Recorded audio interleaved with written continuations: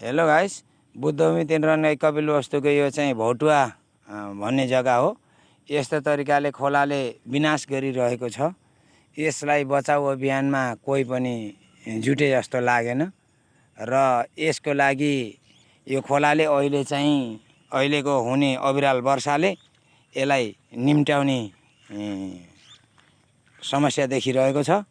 यसको लागि कुनै पनि वरिष्ठ व्यक्तिले कसैले पनि यसको केयर गर्न सक्नु भएन र यहाँका बासिन्दाहरूलाई गाई बाख्रा भैँसी चराउनको लागि पनि एकदमै अप्ठ्यारो भइरहेको छ। र ल हेर्नुहोस्, यत्रा पशु चौपाया बाख्राहरू चर्छन्। 25-30 वटा बाख्राहरू यहाँ अहिले चरिरहेका छन् र बाँकी बाख्राहरू पनि पल्लो साइडमा चरिरहेका छन्।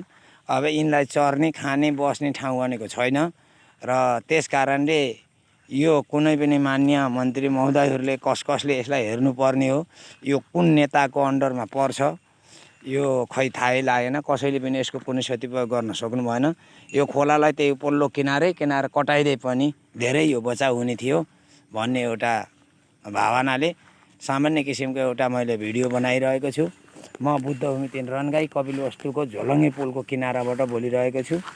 हेर्नुहोस् गाइस, यो छ चाहिँ समस्या भनेको यहाँको। यस्तो समस्या, जटिल समस्यालाई कुनै मन्त्री महोदयको नजर परेको छैन यो ठाउँमा र पर्ने पनि छैन जस्तो लागिरहेको छ। हस् त, धन्यवाद, नमस्कार।